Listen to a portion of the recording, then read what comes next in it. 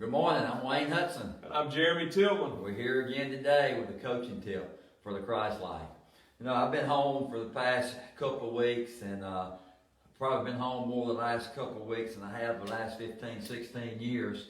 And it looks like I'm going to be home for a little while longer. And man, Tina's been about to work me to death. And one of the things that we've been doing has been cutting back bushes. I brought my pruning shears today because we want to talk to you about pruning. I want to read you John 15, verse 2. It says, every branch in me that does not bear fruit, he takes away. And every branch that bears fruit, he prunes, so it will bear more fruit. Notice that he says that he prunes so that it will bear more fruit. What do you think about that, Coach Tillman? Well, for a long time, when I thought about pruning and what God did in pruning, I had a messed up view of that. For a long time, I thought that pruning was God punishing me. I thought it was punishment.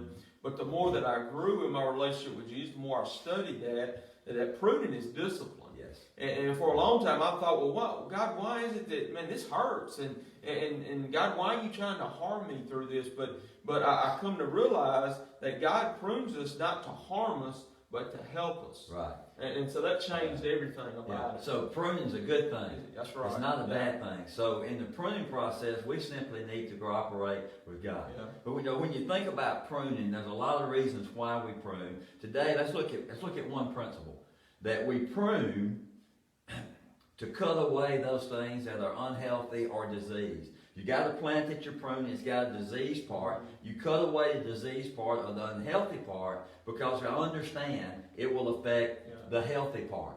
And the whole purpose is so that the healthy part will produce more and better fruit. So how does that apply to me? Well, there's times in my life that I've allowed unhealthy things to come into my life.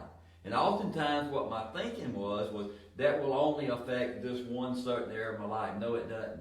It affects all of me. You know, so when we allow unhealthy things to come into our life, which the Bible calls sin, it doesn't just affect that one area. It affects my whole life. It affects my relationship with God, my relationship with my wife, my kids, my grandkids, other people. So when God convicts our heart and shows us those things in our life that are unhealthy, we need to allow Him to cut it away.